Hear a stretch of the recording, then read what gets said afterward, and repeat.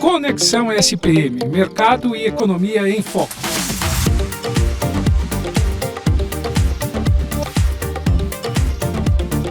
Olá, ouvintes! Esse é o podcast Conexão SPM, Mercado e Economia em Foco. Eu sou Patrícia Andrade de Oliveira e Silva, professora de Economia na SPM de São Paulo, e estou falando com vocês diretamente aqui dos estúdios da Rádio SPM. Nessa nossa jornada, a gente vai conversar de forma leve e informativa sobre diversos temas de finanças e economia, sempre com especialistas convidados que nos dão a honra de estar aqui no dia de hoje. Então, em cada episódio, a gente vai falar sobre indicadores econômicos, planejamento financeiro, tomada de decisões, entre outros temas, tudo isso de maneira o mais acessível possível para você. Não se preocupe com o seu nível de conhecimento sobre cada um desses temas. A gente quer compartilhar informações práticas e úteis para aí o seu dia a dia. Então, sejam muito bem-vindos e bem-vindas e preparem-se aí para desvendar os aspectos essenciais do mundo das finanças e da economia. Bom, o tema da nossa conversa de hoje é como melhorar a qualidade das nossas decisões. É muito legal isso. Então, acredito que todos nós, em algum momento da vida, a gente já se deparou com esse tema, como tomar uma decisão, como ser uma decisão mais assertiva, se essa decisão é ruim, se ela é boa.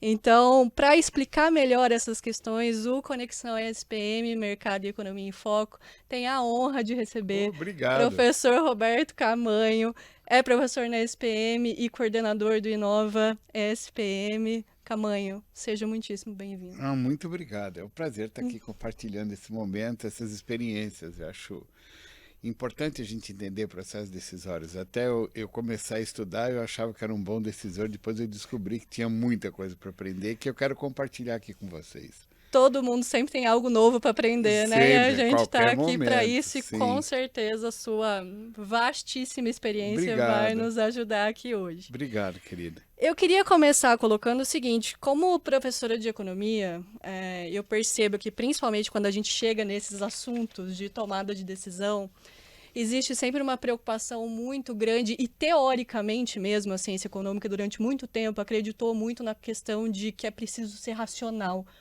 para tomar decisão. E ser racional o máximo que você conseguir ser racional e, de preferência, com racionalidade total, ou seja, ignorar completamente as suas emoções, suprimir as suas emoções para, assim, conseguir ter uma boa decisão, né?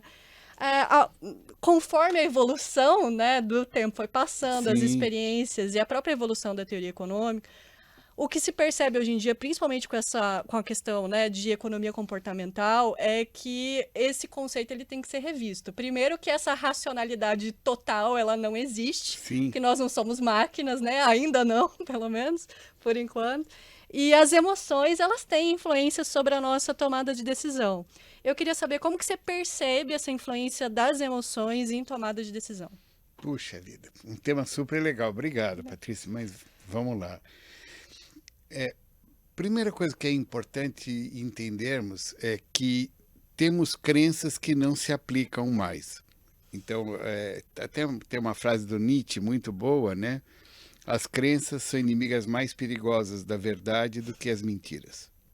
Então, a crença de que conseguimos ser racionais, estilo Dr. Spock, lá do Star Trek, ou do Sheldon, né, do Big Bang Theory. Tanto é que o Sheldon é um motivo de gozação, né? Porque é totalmente impossível. Não, praticamente é totalmente impossível. Então, esse desejo dessa forma quadrada de decidir, totalmente congelada, ela faz muito mal para as pessoas. Eu vejo muitos executivos se sentirem mal por isso.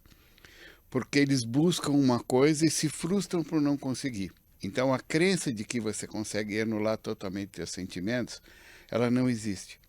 Então, existe um marco extremamente importante, eu acho, do Daniel Kahneman, que coloca claramente numa frase do livro dele, do Pensamento Rápido e Devagar, que é, entre fatos e sentimentos, os sentimentos têm um peso maior. Né? Por sinal, eu escrevi um artigo disso, saiu no jornal o Globo, né? Com esse título mesmo, onde nós temos que nos respeitar como nós somos. E eu vejo muita gente sofrendo por querer, até a mensagem aqui do podcast, não sofra por querer ser um cara totalmente gélido na decisão, porque isso não existe. Isso só judia de você. E quem descobriu isso ganhou o prêmio Nobel, não foi um idiota, né? Então, por exemplo, Daniel Kahneman coloca isso claramente, né? E um outro que ganhou o prêmio Nobel, que é o Simon, Herbert Simon, em 1978, e ganhou o prêmio Nobel de Economia trazendo o conceito de racionalidade limitada, que é exatamente o seguinte: a gente acredita, ou acreditava, a teoria tradicional acreditava que era possível colocar todas as dimensões de uma análise, né, onde você enxergaria o mundo por completo na decisão. E na verdade, o Herbert Simon trouxe, olha, a nossa racionalidade não é ilimitada, ela é limitada e ela faz um recorte da realidade que é o qual você enxerga. Então, dentro desse universo, não existe a solução ótima, existe a solução que te satisfaz. Então, duas mensagens importantes eu acho para a gente colocar aqui. A primeira é a seguinte: saiba que o seu sentimento vai influenciar a decisão. Você consegue administrar o seu sentimento, mas ele fará parte. E a segunda, não existe condições de pegar todas as variáveis possíveis. Então, o conceito de decisão ótimo não existe, mas o conceito é da decisão que te satisfaz. Um exemplo simples, né? Se a gente disser para alugar um apartamento aqui perto da faculdade para morar, depois de eu procurar vários apartamentos, eu escolhi um e eu não posso falar que é o ótimo, que é o melhor apartamento que existe. Eu não tenho essa certeza, mas eu tenho a certeza de que é o que me satisfaz. Dentro do meu contexto, da minha realidade. Da minha realidade, do meu contexto. Exatamente. É extremamente importante a gente ter essa percepção.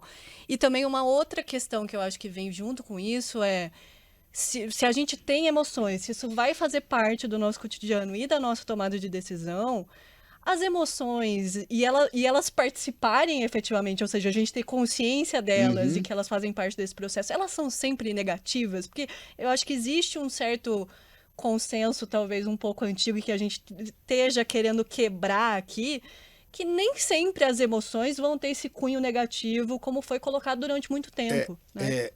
Na verdade, não tem o cunho negativo. Eu acho que o que nós temos que entender, por exemplo, no mundo das decisões, que eu estudo já desde 1978 os processos, 1998, a estrutura dos processos decisórios, e aplico, né? Tive a oportunidade na vida de conduzir grandes decisões, como o Plano do Governo de São Paulo, Poupa Tempo e Rodonel, saiu de uns trabalhos que eu fiz. Então, e outras decisões grandes, e observando as decisões em grupo, o que a gente tem que entender é que os sentimentos vão fazer parte e que sentimentos que eu vou envolver também fazem parte. Por exemplo, nós falamos muito de risco e, na verdade, o conceito não é risco, você tem aversão à perda. Então, você toma uma decisão em função do status quo, né? Quanto eu vou perder em função de onde eu estou agora. E a gente chama isso de risco, não é? Às vezes até muito mais do que quanto eu vou ganhar. Exatamente. Então, respondendo a tua pergunta, eu acho que é importante a gente entender quais são os sentimentos e nos momentos de decisão a gente saber ouvir terceiros para poder calibrar os seus sentimentos. E terceiros que te conheçam bem, que você tenha condições de colocar. E tem uma dica muito boa que eu acho que vale, que é coloque questões que refutem a tua hipótese inicial, tá? Porque normalmente o que nós fazemos é apoiar o sim na decisão e não justificamos o não, né? Então, ajuda muito você justificar o sim e também justificar o não. Então, justificando o não, você começa a entender melhor os seus sentimentos, né? Tá? Isso realmente é uma dica de ouro, porque eu mesma estou pensando, eu falei, realmente, a gente não tem o costume de justificar por que não. A gente justifica porque sim. Porque sim, exato. Então, por exemplo, eu fiz uma época seleção de equipamentos para uma grande empresa Eu trabalhava com robôs e automação na época e uma norma francesa me orientava a isso, né? Justifique por que não aquilo. Então, eu quando vou comprar um carro, eu justifico por que não esses e não só porque sim este, né? Excelente. Uma dica maravilhosa. Obrigado. Ô Camanho, como você tem aí uma experiência grande na parte, né, trabalhou com várias empresas, em vários projetos grandes, né, você falou aí do Poupa Tempo, do Rodoanel, como é que você vê como que as empresas lidam com essa questão de emoções na tomada de decisão? Você acha que ainda tem um movimento de fuga, de querer buscar esse gestor ou esse tomador de decisão mais quadrado que está colocando as emoções por debaixo do tapete, digamos assim, e inclusive muitas vezes está se adoecendo por isso? Mentalmente, Sim, principalmente, muito. ou você acha que tem um movimento de não, as emoções estão aqui, elas vão fazer parte do processo, a gente vai identificar isso? Como é que você vê isso no mercado hoje? Uma pergunta super importante isso, Paty, pelo seguinte. O que acontece e que eu vejo claramente é que o conceito de racionalidade limitada traz consigo o conceito que você não tem condições de otimizar. Agora, os acionistas querem a otimização. A pergunta é a otimização. Então, o que domina ainda é qual é o resultado ótimo que você me dá, né? Apesar de saber que pode ser que tenha influência das decisões, qual é a melhor resposta que se me dá é a cobrança. Agora, não existe a melhor resposta, existe a resposta que atende àquela situação, àquele momento, porque entre uma decisão e uma implantação tem uma distância muito grande. E as pessoas não param para olhar isso. Uma boa decisão pode ser que não seja um bom resultado. Aí ela pode ser uma boa decisão na hora que você pensou ela num Exato. contexto, quando muda o contexto, tempos depois, outra coisa acontece. Claramente, quantos produtos foram lançados na pandemia que morreram, que foi uma atacada da vez de muita empresa que no meio da pandemia se perdeu isso. E quantas coisas que estavam engavetadas, quantos projetos engavetados que também durante a pandemia saiu da gaveta e falou, olha, a gente tem isso aqui, vamos tentar. Exato. Por exemplo, a transformação digital, né? Todo mundo saiu correndo atrás disso. E em todas as carreiras, de todas as profissões, em todas as áreas, quem não estava digitalizado ainda foi teve que correr obrigado a fazer isso exato. em questão de, sei lá, semanas, né? Exato. Então, eu acho importante colocar isso, né? Que, infelizmente, existe essa cobrança maluca por uma pressão onde você falou adoecer, e realmente já vi gente adoecer, como já vi presidentes de grandes empresas, quando eu explico racionalidade ilimitada, o cara fala, puxa, eu sofri tanto a vida inteira, me cobrando por coisa que eu não conseguia ser. Eu até uma vez fiz um artigo que era Síndrome Dr. Spock e Dr. Spock e Capitão Kirk da nave Enterprise do filme Star Trek, né? Porque, na verdade, o gestor da Enterprise, que é o nome da nave, né? É um ser humano que é racional dentro dos limites dos sentimentos. E o Dr. Spock traz informações puramente do Vulcano, né, que é o personagem dele, extremamente racional, mas que o Kirk olha e fala, cara, não vai dar para colocar isso aqui. É muito. E o efeito disso também, né? A gente está falando muito aqui da figura de quem vai tomar a decisão, quem está em cargos de liderança, mas essa liderança e a forma como ela conduz isso vai afetar também quem está subordinado a ela, né? Olha, aí pensando nos colaboradores em volta. Exato. Eu acho que tem duas ciências que devem ser bem estudadas. Uma é a decisão individual e outra a decisão em grupo. A decisão em grupo é um outro universo, tá? Eu tive a felicidade de dar consultoria para grandes empresas nos Estados Unidos de 2020 para cá, e as demandas dessas grandes empresas, estou falando entre as maiores do setor automotivo e os maiores bancos do mundo, eu tive a sorte de poder trabalhar em projetos importantes, né, de seleção de projetos, de seleção de projetos ou gestão de portfólios, né, onde a grande demanda era o buy-in, quer dizer, qual o nível de comprometimento que você vai trazer com o teu processo decisório. Então, o que nós temos que lembrar, de novo, né, é que a decisão só é válida se ela for bem implementada. E a implementação depende muito do envolvimento dos que vão participar na execução. Eu acho que isso é uma grande dica de ouro também.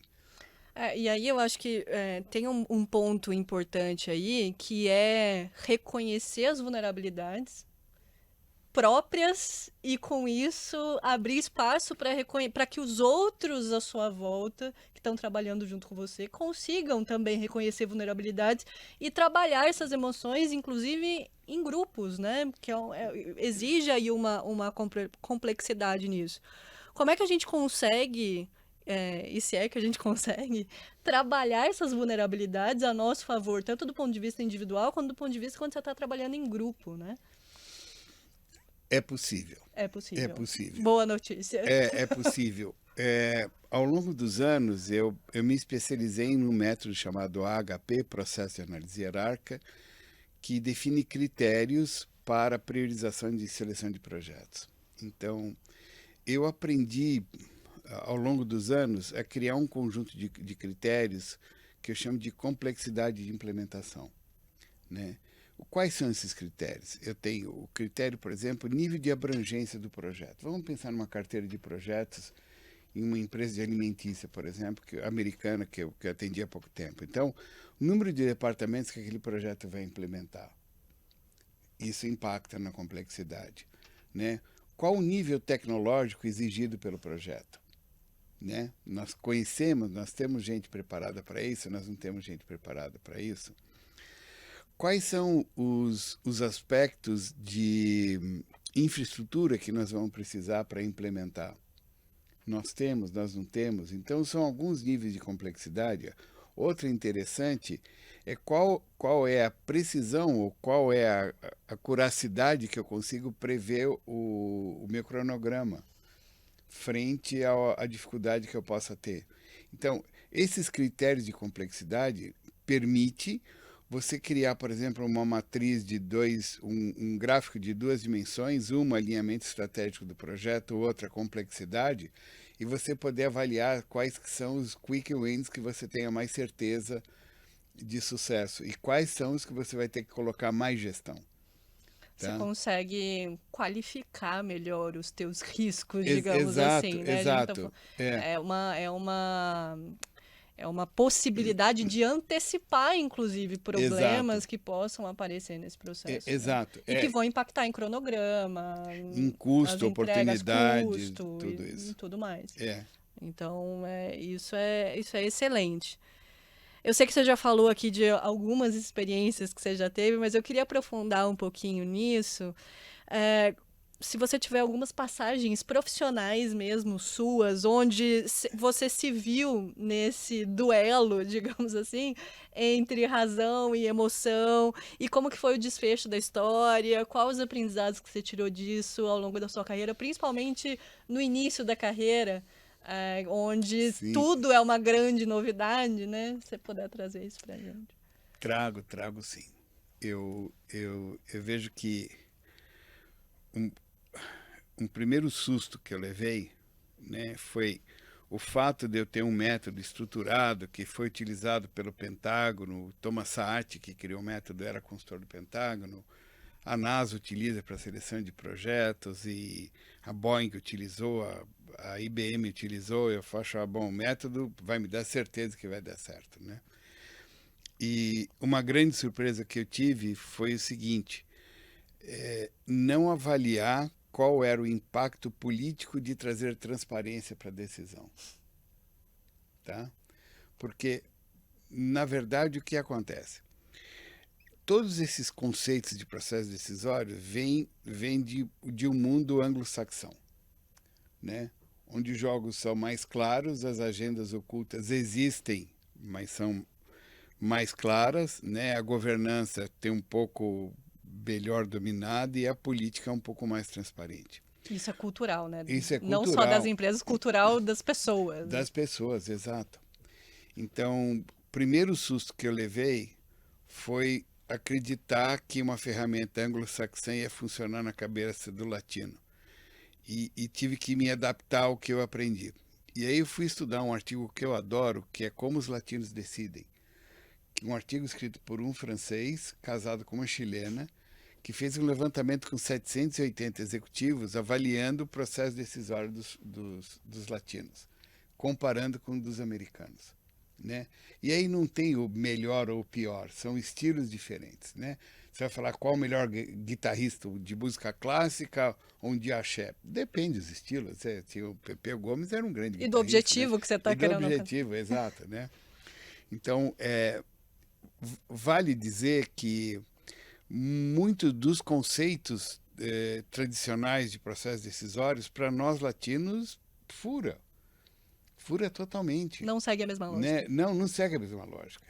Então, de novo, eu volto para o Nietzsche, né? São crenças que eu tinha, que a hora que eu ia aplicar não funcionava. Então, por exemplo, eu tinha pessoas que não vinham na reunião e eu achava porque não vinham porque realmente estavam ocupados, mas na verdade existia uma sabotagem do processo, porque o processo estava trazendo transparência. Entende? Então, às vezes, o excesso de transparência, né? Eu tenho um amigo que foi diretor de uma multinacional de RH e ele uma vez me colocou uma frase importante. Ele falou: o que seria das empresas se não fosse hipocrisia? Isso me pegou de jeito. É uma frase para se lembrar. Se pensar. Porque se todo mundo for ser exatamente direto, ninguém fica junto, eu acho, né? E assusta também, né? Assusta. Agora, por outro lado... Que também é uma emoção, só complementando.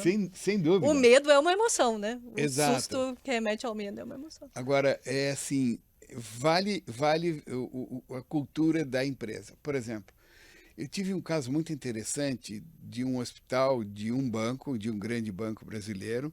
Eu era consultor do banco e o hospital queria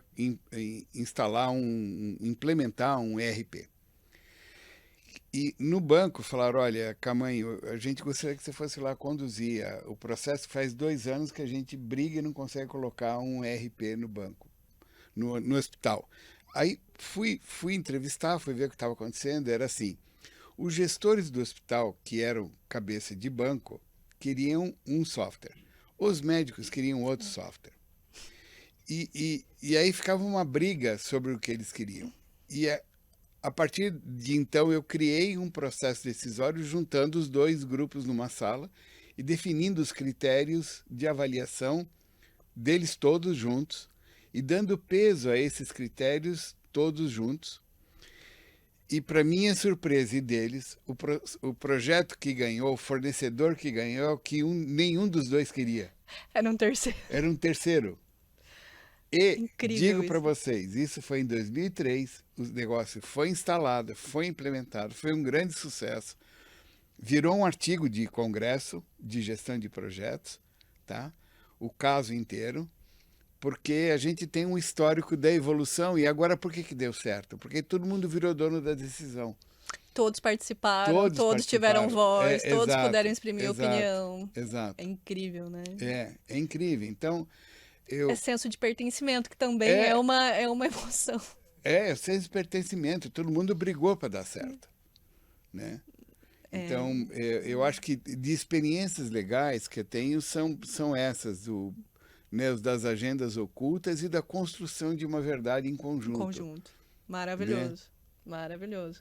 Então, a gente não pode esquecer essa coisa de evitar trabalhar em grupo. Eu acho que cada vez mais é o pior erro, o pior tiro no pé que a gente pode ter. Sim, é querer evitar e querer fazer tudo sozinho, como se a gente sozinho pudesse dar conta de tudo. Eu diria o seguinte, Paty, a minha geração ainda engolia isso. Da sua para frente, acho que não engole mais, não.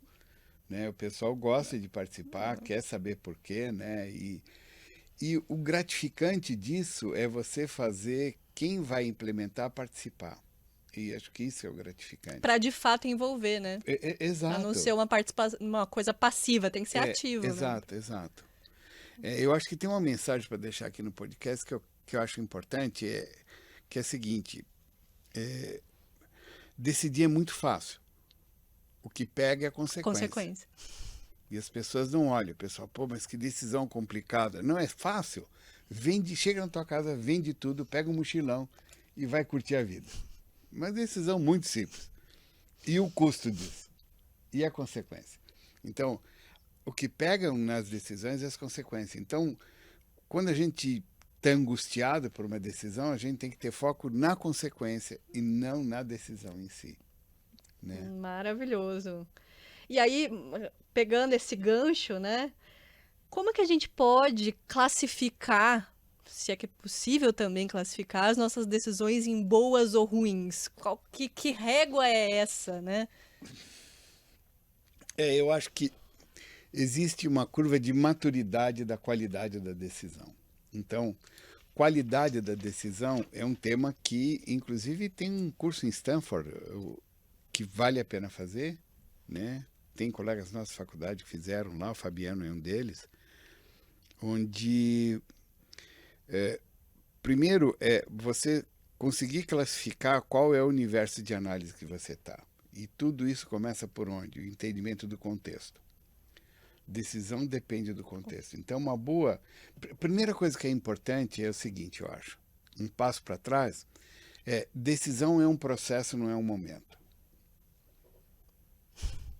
Tá? Não deve ser feito no calor Não. Se for escolher um restaurante, tudo bem. Mas até aí eu acho que é um processo, né? Porque você começa, quero um lugar, quero me agradar, quero tomar um bom vinho, quero não sei o quê.